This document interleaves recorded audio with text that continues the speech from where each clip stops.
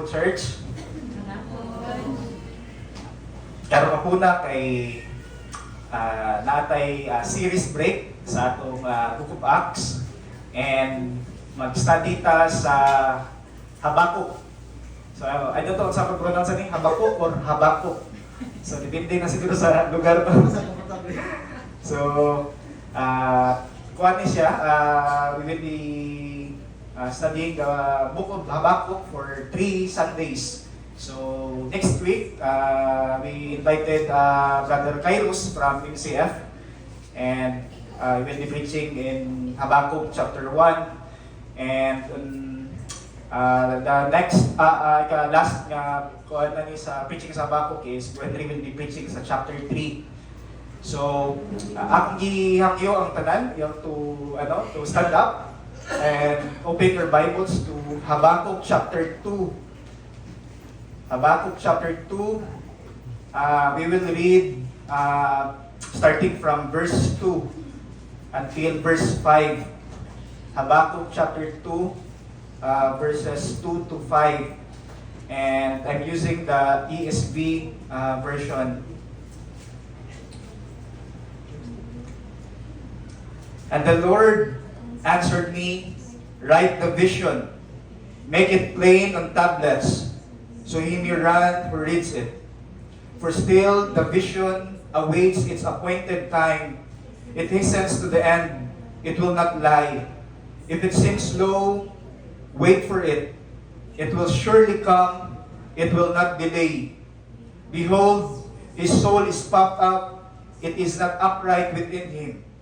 But the righteous shall live by his faith. Moreover, wine is a traitor, an arrogant man who is never at rest. His greed is as wide as Sheol. Like that, he has never enough. He gathers for himself all nations and collects as his own all peoples. Let's pray. Father God, we glorify your name, for you are our faithful and loving God. We praise you, O God, because you are sovereign and you are powerful. And this afternoon, O Lord, we pray that you will have mercy on us, that we will see the beauty, the glory of your heart as we study your word. We pray, O God, that you will open our minds and our hearts. We pray that the Holy Spirit will transform us, transform our minds and our hearts, and that we will see Christ as we study your word. Help us, O God. Help us, O Lord. Thank you, kay Lord, sa imong pulong. As the psalmist says, it is better for us to be afflicted so that we might know your word. Father, we desire, O Lord, this afternoon that we will see your great love, that we will be reminded of your great comfort, and we will be encouraged of your great power. Salamat kayo, Ginoo. We entrust everything to you, Lord, this afternoon as we continue to study your word. Salamat, Ginoo. In Jesus' name we pray. Amen. Please all sit down, mga igsoon.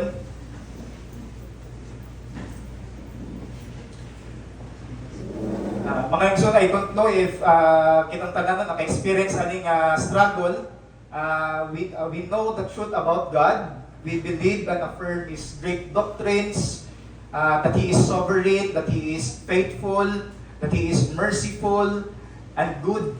In fact, we sing kaning mga truths every time we worship God. But ang struggle, mga igsoon, is that sometimes it's hard to submit to the Word of God, and especially when we face grabbing pain or loss or mga realities that we do not want to see or realities that we do not want to expect. Yes, we preach about God's character, we sing His promises, we confess His mighty works, yet when storms strike, when the church is divided, when leaders fall, when Christians grow cold, when faithful believers suffer, we see ourselves that we are helpless and sometimes we feel that we are hopeless. Ang atong theology says that God is sovereign, but in reality, our hearts struggle to grasp or to believe and trust that what we believe. And so we ask, Lord, if you are loving and good, why do you allow your people to walk through affliction, discouragement, and division? Ang pulong sa Ginoo mga igsoon nag-remind sa ato, especially dito sa Proverbs chapter 3 verse 5, trust in the Lord with all your heart and do not lean on your own understanding. Why? Why? Because we are sinners and we are poor interpreters of what is happening around us.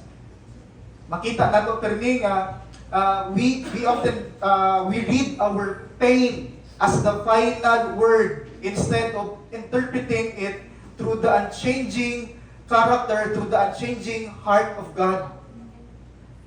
So the question is, what do we do when life feels heavy? When bills pile up and sickness drains our strength? When relationships break and wounds cut deep? When prayers seem unanswered and God feels silent? What do we do? Mga igsoon. Ako'y naunaan nga illustration or think of a child nga niadto siya sa clinic, kuyog niya iyang parents. And kani siya nga bata no, idala siya sa iyang parents sa doktor para bakunahan. And pagsunod niya dito, kita siya sa injection. Madlok siya, milak. Pag-inject siya, milak siya. And guna-una siya, ang bata, naguna-una siya nga,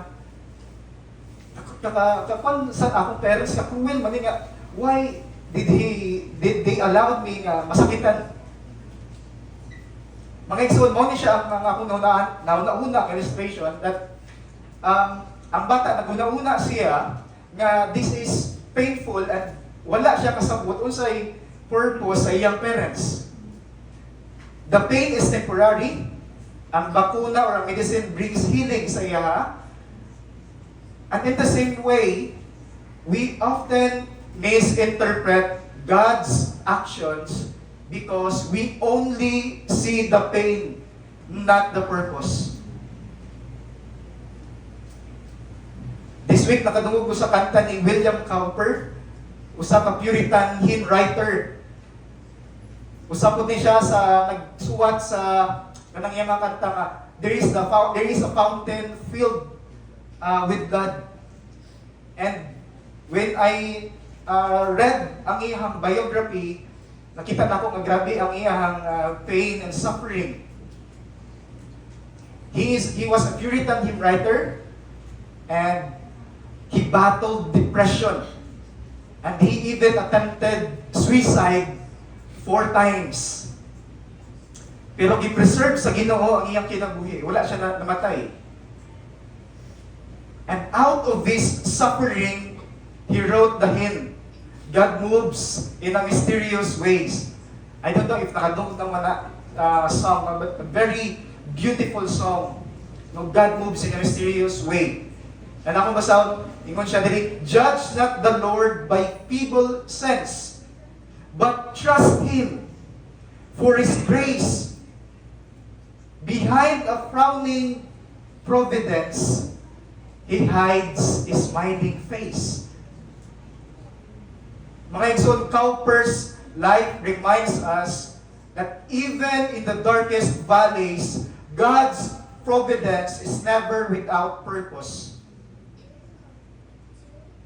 Mga igsoon, our sermon for today is from the book of Habakkuk. And diri makita nato, no? Here we meet a prophet who wrestled honestly with God. And he looked around and saw Judah, the southern kingdom of Israel, God's own people that was filled with violence, injustice, and corruption. Even among God's own people.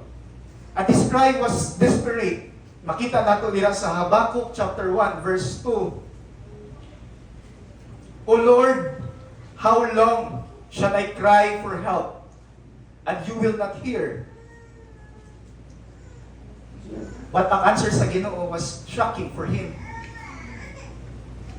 Kiningon ang Ginoo that He would raise up Babylon or the Chaldeans, a ruthless nation, to discipline Judah. For Habakkuk, this felt bukat kayo para niya. Nga gawat ko niya nga tubag sa Ginoo. He was confused. And maybe nakapangutan na siya, Lord, why would you allow the more wicked to punish us? Church, have you ever asked the same question? Why does God seem silent? And why do His ways feel so hard? If He is truly sovereign and faithful, why I am going through this? My son, when trials crush us, how do we respond? And when someone turns to us for guidance, or when someone turns to us to seek counsel, where do we point them? The book of Habakkuk gives us a deep encouragement and comfort for the weary souls. It reminds us that God welcomes our honest questions, our laments. God listens to our cries and is always at work, even when His ways are hard to understand. Even makaimuntang murag dili ning make sense. He is sovereign and in control, using even trials to accomplish His good purposes. Habakkuk shows us how to look to God, how to wait on Him, to trust His character, and praise Him, not for circumstances, but for who He is. In chapter 2, verse 1, makita nato dira that Habakkuk did not run away from God. He stood at his watchpost, waiting for the Lord to speak. Ang flow sa story diri mga igsoon is from lament. He now waited for God. The prophet positioned himself like a watchman on the tower. He was alert, expectant, and desperate to hear what the Lord would say. And in chapter 2, verse 1, yung siya dira, I will take my stand at my watchpost and station myself on the tower and look out to see what He will say to me and what I will answer concerning my complaint. Mga igsoon, makita nato diri sa Habakkuk that this is a dialogue between the prophet and God. At ang implication diri mga igsoon, makita nato that the wickedness of Judah is grabe na gani ilang wickedness. And if you remember sa book of Amos, the Lord warned na time nga ang Ginoo naghatag warning sa Israel. But they did not repent. They did not turn back to God. And this time in Habakkuk, ang Ginoo wala na siya naghatag message or naghatag message sa kang Habakkuk nga they will repent. And makita natin yung implication sa dialogue nila mga igsoon is that wala na sila'y time to repent because judgment is certain. Judgment is coming. God will use the Chaldeans to discipline Judah because of their wickedness. We know nga sila, ang Judah, ang gipili sa Ginoo, God's covenant people. But makita nato unsa kabugat ang gidala ni Habakuk. Unsa kabugat ang iyang conviction, seeing his own people who have become lawless. Dili na sila mo submit sa law sa Ginoo, and they have turned away from God. So judgment is coming, judgment is certain. But makita nato ang lament ni Habakuk. Ang iyang lament nagpadayon, and ang resulta na ang pagtuo. Misalig siya sa Ginoo. And here's sa chapter 2 verse 1, makita nato that he is ready, he is expectant to hear the answer of God. And in verses 2 to 5, God answered Habakkuk. And he did not leave this prophet in silence. He did not ignore his lament. God spoke, and his answer revealed that he is the God who acts. And this was the message of hope for Judah, his covenant people. The vision was to be written plainly so that all could see it and carry it forward.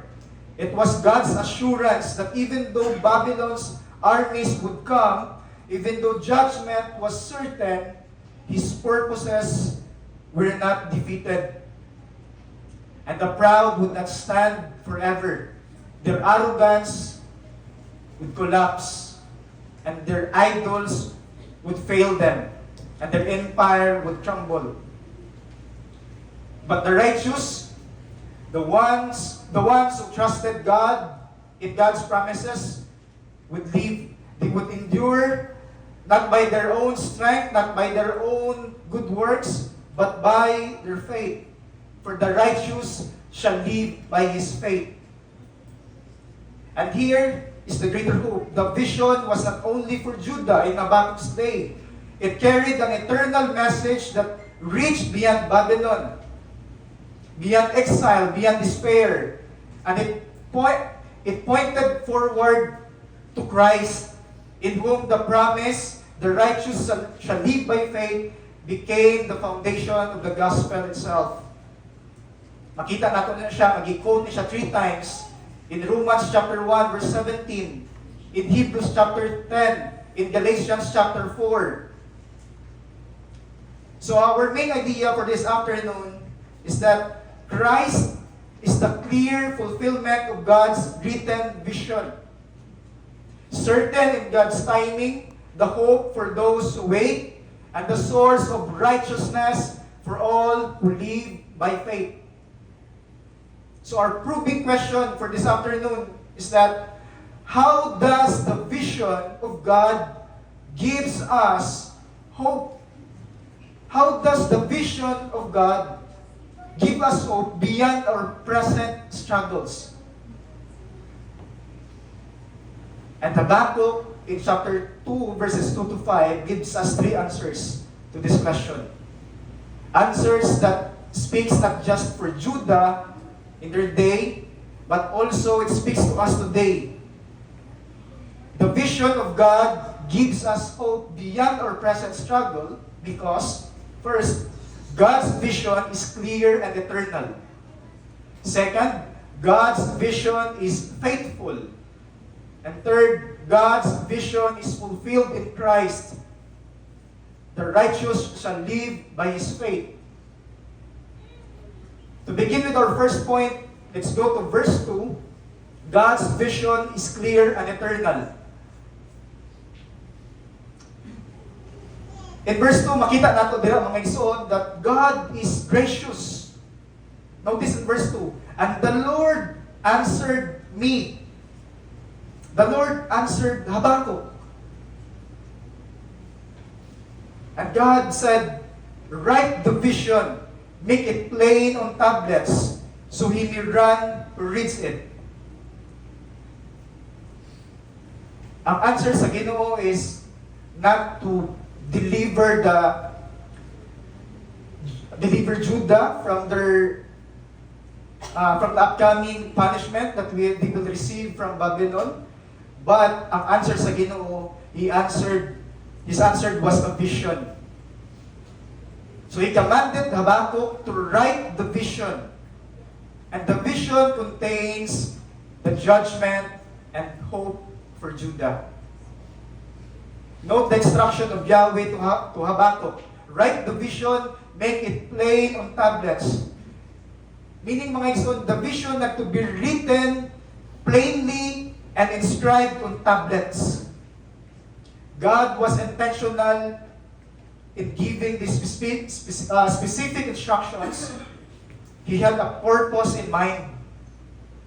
Sa context sa atong passage, makita nato that judgment was coming.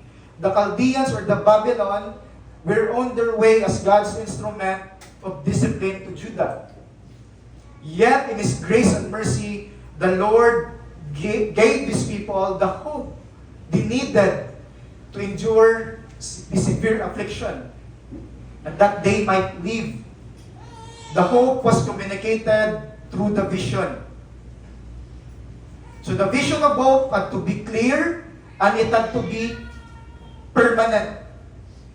It was not written on a fragile paper, but inscribed on tablets of stone. And makita nato diri mga igsoon that this symbolized the enduring nature of God's vision. And it had to be written clearly because the people needed a clear hope in the midst of confusion. And it had to be written permanently because they needed an enduring, eternal hope in the midst of the coming judgment. Notice also the significance of the phrase, inscribe them on the tablets of stone. Kung sa inyong ma-remember ano yung mga igsoon? Mga igsoon, this is an intentional allusion sa Ten Commandments written on stone at Sinai. And it recalls the covenant of God with Israel. And in the same way, kaning vision was not just dili na siya ang basta-basta ang message, a passing message. It was a covenant promise. A covenant, ang covenant mga igsoon is marked by God's steadfast love. It is marked by His relationship with His people, marked by His love and His binding promises and obligations. That means this vision was not optional or temporary. It was binding, unshakable, and indestructible. And the source of the vision is Yahweh. God is the source of the vision. The covenant-keeping God who never breaks His word. And the people needed to see, they need to fix their gaze on the vision of God because this was their only clear and permanent and eternal hope of salvation. God's vision is not vague. It was clear. It was not fragile. And it was permanent. The covenant-keeping God who inscribed this vision on tablets of stone has now written His promises on our hearts through Christ. Katuganin nang i-share ni Bro Henry sa Jeremiah 33. Jeremiah 31. In verse 33, ako basahin. For this is the covenant that I will make with the house of Israel. After those days, declares the Lord, I will put my law within them, and I will write it on their hearts, and I will be their God, and they shall be my people. Nakita ninyo mga igsoon ang beauty na may ang kanindot sa text mga igsoon that mura siya nagparallel po siya sa Jeremiah, no? That ang word na gi-inscribe, ang vision na gi-inscribe sa tablet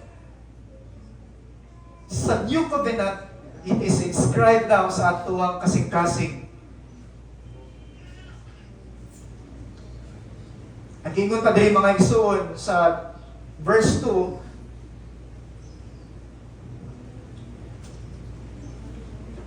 in verse 2, ibalik na sa verse 2, sa Habakkuk chapter 2, that write the vision, make it plain on tablets, and notice, so he may run who reads it. He may run who reads it. The one who reads it may run. So the vision, mga igsoon, it compels action.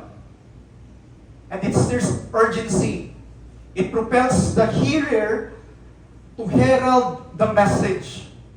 The one who receives it, the one who believes it, is empowered to proclaim. In other words, the vision does not only give hope, the vision also gives life. Makita nato mga igsoon dira no nga ang makadawat o makakita sa vision will be propelled no to proclaim that message of salvation. So mga igsoon, Judas' survival depended on fixing their eyes on God's written vision. And it was life and death for them. And the same is true for us. The gospel is clear, the word of God is plain, yet how often do we forget it when trouble comes? Instead of running to the word, running to the promises of Christ, we run to other people. We run to our own strength. We run to the distractions that cannot save us. But here the comfort of Jesus, sa Matthew 24 verse 35, heaven and earth will pass away, but my words will never pass away. His word is eternal. And sa Hebrews, nag-remind sa ato that for the word of God is living and active, discerning the thoughts and the intentions of the heart. Hebrews 4:12. His word is powerful enough to meet us in our deepest need. Friends, if we do not run to the word, we will stumble. If we do not fix our eyes on Christ, the weight of our trials will crush us. But if we turn to Him, we find mercy instead of wrath. If we turn to Him, we find life instead of death. If we turn to Him, we find hope instead of despair. Because Jesus is the fulfillment of God's Word. Jesus now dwells in our hearts through the Holy Spirit. That means, mga igsoon, nga makalahutay ta, even facing trials. That means, mga igsoon, ang atong kusog dili gikan sa atong kaugalingon. Ang atong faithfulness dili sa atong kusog. Ang reason mga igsoon nga makapadayon ta is because His Word is alive sa atong kinabuhi. Ang pulong sa Ginoo nagdwell sa atong tagsa-tagsa ka kinabuhi. And this is true for the church. Those who serve in the body of Christ must remain faithful. We must remain faithful to the end. Ang atong zeal, sa mag-serve nato is not sustained by our emotions because our emotions is sometimes nasa sa babaw, sometimes nasa ubos. But ang atong zeal is based by the eternal Word of God which never fails, which never changes. Ang atong ministry is not fueled by our feelings, but by the promises of Christ written on our hearts. When affliction comes, when there's discouragement rises, when weariness sits in, our endurance comes from fixing our eyes on Jesus and running to His Word. The covenant-keeping God who carried Judah through the Babylon is the same God who will carry His church through every trial until the day Christ returns. So ang pangutana mga igsoon, when affliction comes, where do we run? Because if we run elsewhere, we will only find emptiness. Wala tayong dili nato ma-experience ang presence o gugma sa Ginoo. But if you run to Christ and His Word, you will experience joy, comfort, and strength. And we will be empowered. We will remain faithful, not because of our emotions, but because God's vision is written on our hearts, that is made clear, eternal, unshakable. That is because of the love of Christ and the power of the Holy Spirit, the convicting power of the Holy Spirit that is at work within us. And mga igsoon, na comfort nato as a church is that we have the Holy Spirit. We have the power of God sa atong kinabuhi, sa atong church. So the vision of God gives us hope, no, beyond our present struggle. Because the vision of God, God's vision, is clear and eternal. Second, mga igsoon, is that the vision of God gives us hope beyond our present struggles because God's vision is faithful. And makita nato na siya sa verse 3 sa Habakkuk. For still the vision awaits its appointed time. It hastens to the end. It will not lie. If it seems slow, wait for it.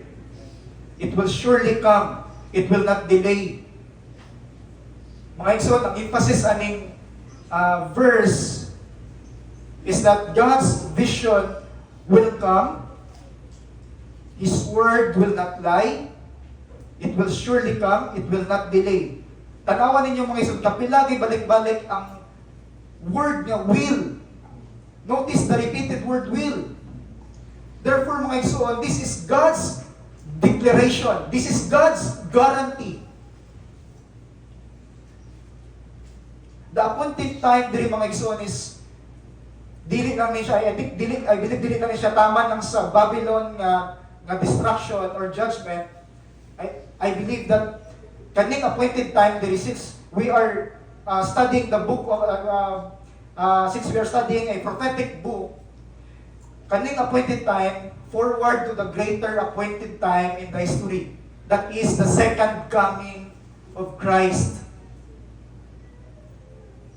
And sa first coming ni Christ, diya na-fulfill, no? Ang unang appointed time. Muna nga, ang gingon nila that we are living in an already and an not yet. Because we are looking forward sa second coming ni Jesus. And nakita naman sa Galatians chapter 4, 4-5, is what did ni Paul. But when the fullness of time had come, God sent forth His Son, born of woman, born under the law, to redeem those who were under the law, so that we might receive adoption as sons. Therefore, the vision, mga igsoon, is that the vision of Habakkuk find its fulfillment in Jesus Christ. Sa iyang first coming at the cross and sa iyang resurrection. And also sa iyang second coming, His promised return in glory. And that will be fulfilled in Jesus. So mga igsoon, God's vision is faithful. And the Lord commands us, mga igsoon, ang gingon diri, wait. Gingon diri no, wait for it. In Mark chapter 13:33, ingon si Jesus, take heed, keep on the alert, for you do not know when the appointed time will come. Si Jesus, ningon siya sa iyang mga disipulo, that you will not know kano sa ang appointed time, kano sa ako mobalik. And that's mo na ningon siya sa iya mga disciples, no, to wait for it, to be faithful until I come. So for us, mga igsoon, as a church, sa church, it is the return of Christ, and we are waiting for His coming. God's vision is faithful, His word is true, His timing is perfect, and the cross was His appointed time for salvation. And Christ's return will be His appointed time for consummation. In Revelation chapter 22, verse 7, ingon dira, behold, I am coming soon. Blessed is the one who keeps the words of the prophecy of this book. Mga igsoon, eternal promises demand eternal love. Eternal word demands faithful worship. And eternal hope demands steadfast service. Ang pangutana sa ato karon mga igsoon is that as we wait, no, for the coming of the Lord, will we be faithful, no, sa iyang promise? Will we be faithful sa pag-serve sa atong simbahan? Maybe some of us have grown weary. Perhaps our zeal has faded. Maybe we have begun to love the Lord only when life feels convenient. Perhaps we serve the church only when it fits our own preference. Maybe we worship only when it feels easy. Or perhaps we serve with zeal only when people recognize us or people commend us. But when no one notices, when no one recognizes our efforts, we feel forgotten and we begin to withdraw. Yet our faith cannot rest on convenience. Our faith cannot rest on recognition of people. It must rest on the eternal Word of God, which never changes. Church, God's vision is faithful, and His promises are eternal. His word will not lie. And if He carried Judah to Babylon, if He fulfilled His appointed time in the cross and the resurrection of Jesus, then He will surely carry us as a church until the coming of Jesus. And the question for us is that maybe we need to ask ourselves, will we love the Lord even when life is hard? And maybe we need to consider, will we worship faithfully even when we face affliction? And perhaps we need to repent from our lack of faith, from our half-hearted service, from our tendency to seek recognition instead of simply seeking the presence of Christ. And church, this is comfort karon sa ato.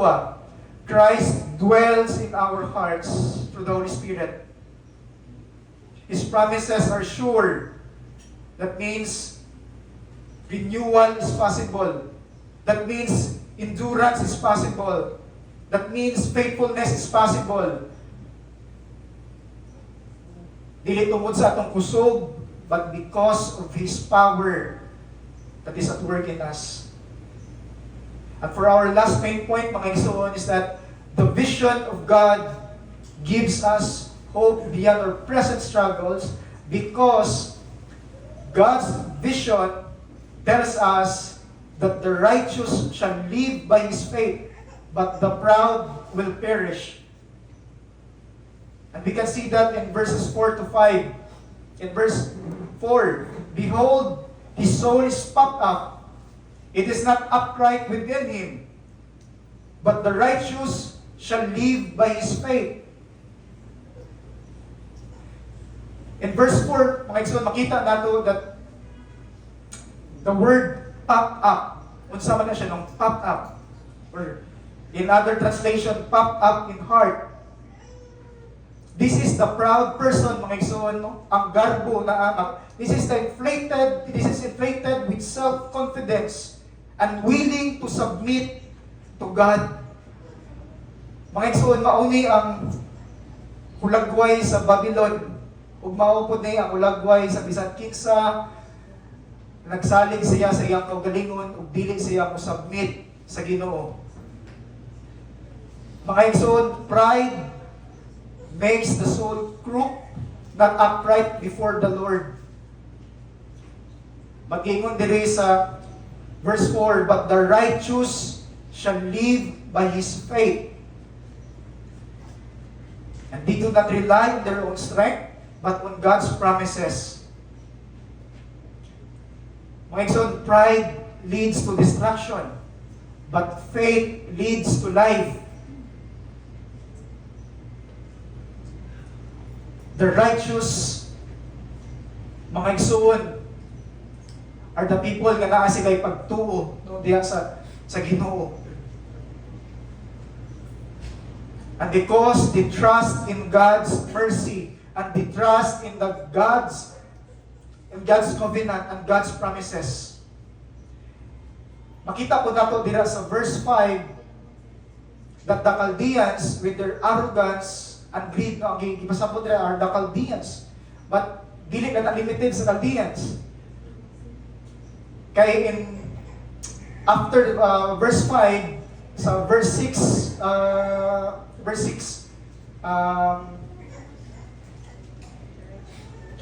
6 to 20, makita nato dili ang 5 judgment sa Ginoo sa arrogant 5 woes.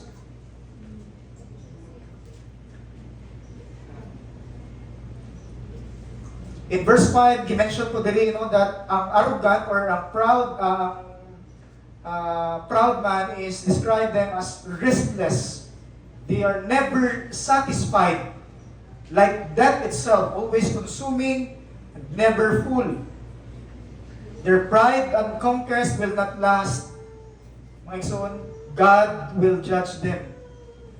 Muna siya nga ang vision sa Ginoo diri is the vision of hope and judgment. Hope to those who believe in God's mercy, to hope to those who believe, to those who have faith sa iyang promises, but judgment to those who reject the message, the vision. We know in this context, mga igsoon, that the Chaldeans will face the judgment of God because of their pride. And the sin of pride, mga igsoon, is destructive. Ang sin of pride, mga igsoon, it divides. It creates chaos. It promotes self. And all people will be judged because of the sin of their sin, of the sin of pride. Mga igsoon, this vision of hope for Judah, this is the clear message that they must fix their gaze upon the vision na gihatag sa ila. This is the message they must believe, that the righteous shall live by his faith. And if manotice natin diri mga igsoon sa verses 4 to 5, how is it possible, no, for anyone in Judah to be called righteous? Paano sila maging righteous? Kaya i-mention man si Habakkuk na ang mga tao sa Judah wala na kadlok sa Ginoo. In reality, mga igsoon, walay righteous diri nila. Walay righteous person. Walay righteous person nila diri. And ang tubag dira mga igsoon, ang righteousness nga gipasabot diya is that dili na gikan sa ilaha. Dili gikan sa ilang kusog. Dili gikan sa ilang obedience or moral purity. Ang righteousness dira is gikan sa it came from faith in God's covenant promise. Sama ni Abraham in Genesis 15:6. Ipakita ninyo dira sa Genesis 15:6. Akong basahon. Abraham believed the Lord and he counted it to him as righteousness. Or in other translation, it credited to him as righteousness.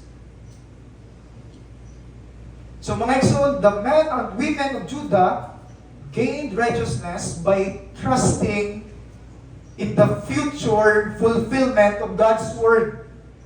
It's a future, future event siya nga. They are trusting say may tabo in the future, ang promise nga gihatag sa mga propeta. They looked forward to the covenant promise and ultimately pointing to Christ rather than relying on their own works. Okay, so the vision that God gives to Habakkuk is urgent because judgment is coming.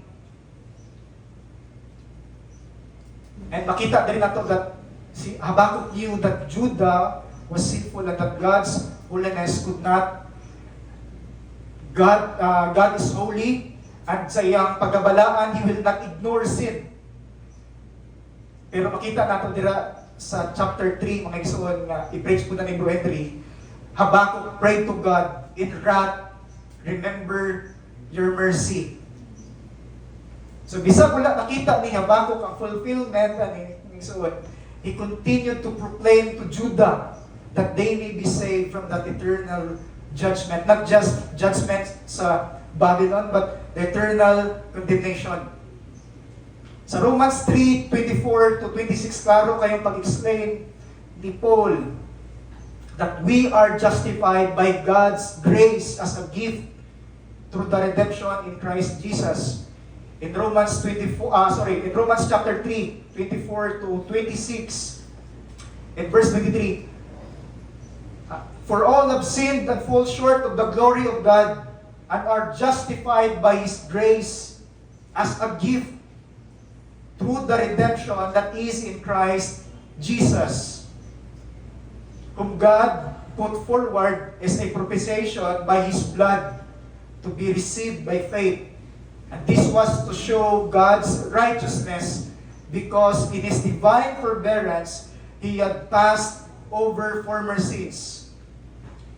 And in verse 26, it was to show His righteousness at the present time, so that He might be just and the justifier of the one who has faith in Jesus. Mga igsoon, ang righteousness nato mga igsoon is dili gikan sa atong kaugalingong kusog. But ang atong righteousness is gikan sa righteous person who is Jesus Christ. Friends, if you are here and do not yet have the relationship with Christ, hear this as the best news nga imong madunggan. You cannot stand before the holiness of God on your own, and judgment is certain unless you humble yourself and see kung unsa ka makasasala and see the need for salvation. Dili ni ingon nga hadlokon ka or to frighten you into despair, but to awaken you to the reality of your need and the greatness of God's mercy. Today is the day of salvation. Today is the day to turn from pride to admit that you are a sinner and to believe in Jesus Christ, to believe in faith. Come to Christ and believe in Jesus as your righteousness. The moment that you trust Him, your condemnation is taken by Jesus, and His righteousness is given to you. All the guilt and penalty of your sin are placed on Him, and His perfect righteousness covers you, so that when you stand before the holy God, you will not be condemned. As the scripture says in Romans 8:1, there is now no condemnation for those who are in Christ Jesus. And this is not a promise based sa imong performance, but on Christ's finished work. And if you have placed your faith in Jesus, your standing before God is secure because His righteousness not your record that determines your acceptance. You can live with confidence and peace, not because you are without struggle, but because your verdict has been settled in Christ. Let the truth shape you. Let the truth shape how you pray. Let the truth shape you how you worship and how you face the trials each day. And if you sense that you need, if you sense your need today, do not delay. Humble yourselves. Confess your need. Confess your sins before Him and receive Jesus Christ by faith. He is ready to forgive. He is ready to restore you and to make you new. And this is the greatest gift, mga igsoon. God offers forgiveness, a new life. You are a new creation in Christ. And the promise of standing before Him without condemnation. Come now and repent from your sins. Believe in Christ. Trust Him. Trust in His Word. Church, we will never grow weary or lose joy in proclaiming this gospel to the lost. This message is our highest calling and our most precious treasure. It compels us to speak boldly, to love sacrificially, and to serve faithfully to the church yang ibutang taniya. Padayon ta sa pagsalig at pag-persevere as we minister to one another, knowing that our labor in the Lord is not in vain. Padayon mga igsoon, stand firm. Keep Christ as your wisdom. Keep Christ as your vision. Keep Christ as your hope. One day mga igsoon, our faith will be sight and He Himself will be our reward. May that hope steady our heart, sharpen our witness, and strengthen our steps until the day He gathers us, He gathers His bride, His church, His elect. Church, this is our hope. This is our vision. Christ, our vision. Christ, our hope. Let's pray.